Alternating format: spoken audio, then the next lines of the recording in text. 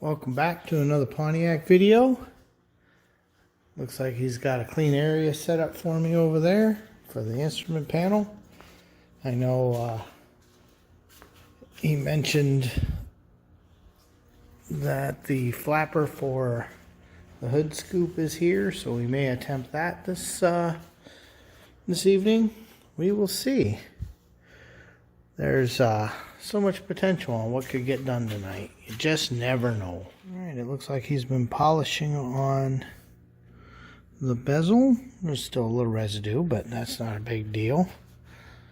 The gauge faces look pretty clean. So hopefully the parts we need are here and we can change the tach module and the clock.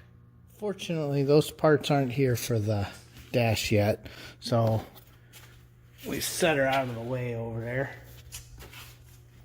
We are working on converting the shaker hood over to an actual opening flap. So we've got a little kit and we're going to take a look and see how hard, well, I'm not going to say how hard could it be because I have a feeling it's not going to be fun. In the interest of saving what's going on here, I'm just kind of taping things off so we don't scratch it. But from what I'm understanding, when you look inside, because it's 79, it's all smooth fiberglass inside, so there isn't a block off plate for us to remove. We get to drill this out and cut this out. So we're going to cut out both of these so that this little flap here will sit behind it. So that's going to be very, very spooky. Alright, we are committed. Taking a blade, I've done some scoring, I've done a pre-drill, and we're going to start with a roto zip and see if that'll do it. And let's see how that looks. But what we want to do is see, we've still got to leave a little bit on the edge here and leave that support in the middle. So let's see how bad this goes. Right, it's obvious that there's going to be a messy job, but you can see the quality of the cut is good. It's just slow and messy. So what I think I'll do is try to work my way around, leave myself plenty of room to sand later and to file it down later. But let's see how hard this is. In the roto zip and using one of my cutters for the longer, straighter pieces, we definitely get a pretty good start on hogging out the opening. It's not perfect. You're supposed to sand it and file it down to the final cut. But I got the bulk of that out. So now that I have that process, I'll do it again here. So I'll drill everywhere that I'm going to do my turn. I'll take the roto zip, do my radius here, my line here, and then use the cutoff wheel to draw out my rough lines here. Which you can see, those should dress up with a file pretty easy. Here is what it looks like after I've done the rough hog with the roto zip. So doing that, and then I'll change over, and then this blade is just, down and back. No big deal. With the rough opening cut one, you can see just how thick and nice this fiberglass is. I mean, it feels like almost like G10.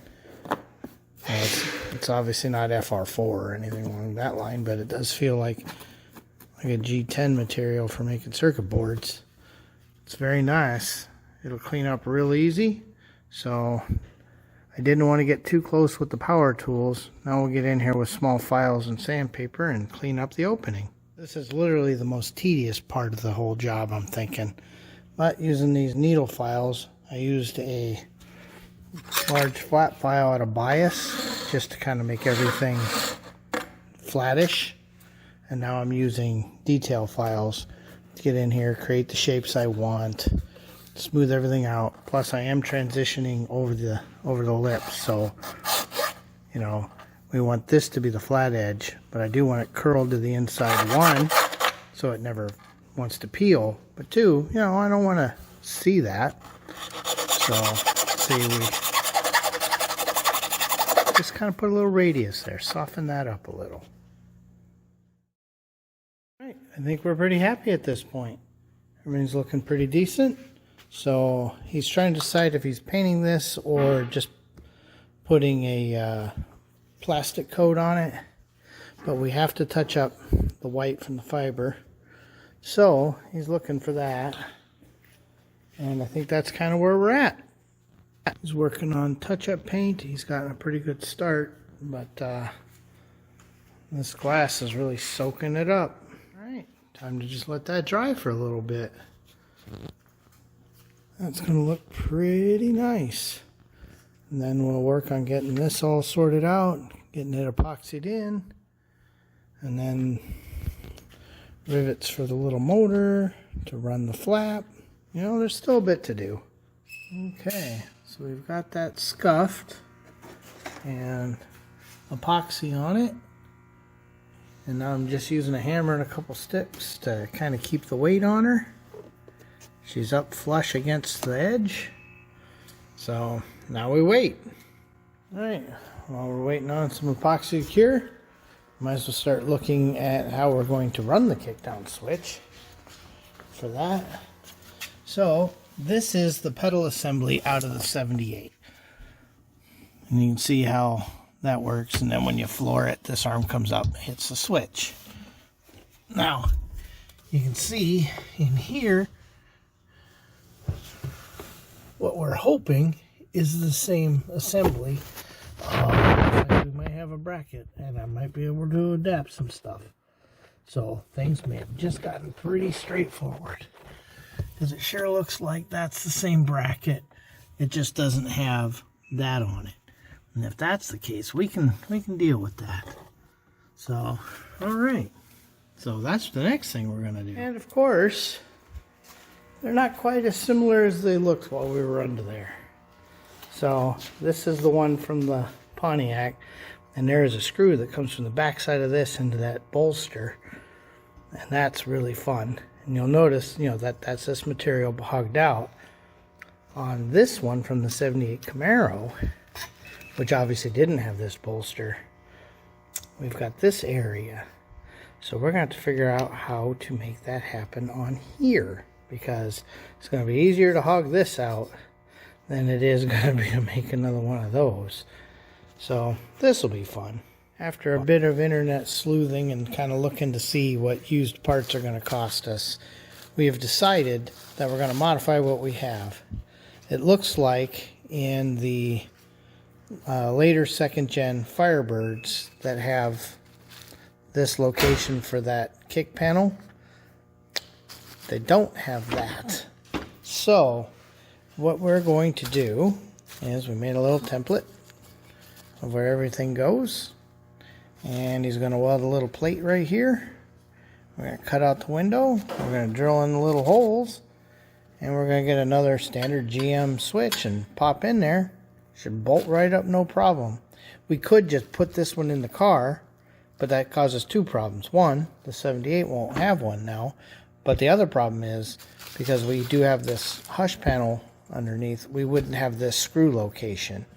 And honestly, I think trying to recreate this, you know, on one of these is more work than just welding a piece of stock across here, drilling a few holes in it, and cutting this piece out.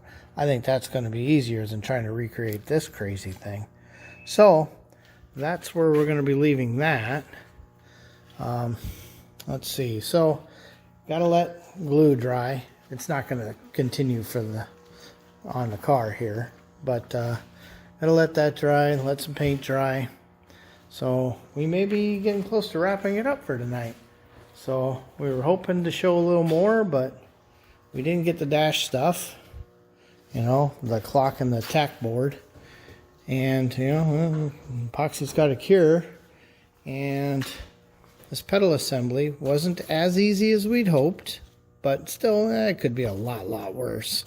I'd brought one of those little B&M ones you can mount on a carburetor, and it pulls a little spring and throws a switch, but it's not my preference. In fact, somewhere I think I have a couple of the ones that GM used to do on Quadrajets that used to bolt on the back here and hang down, and then there was another linkage that hit that, but I don't know where they are now that the shop's been moved around. So at this point, I think that's about all we're getting done on the Pontiac tonight. Looks like I'm going to go home 10 minutes early. Thanks for watching. This has been another ShopRex approved video. Thanks for watching.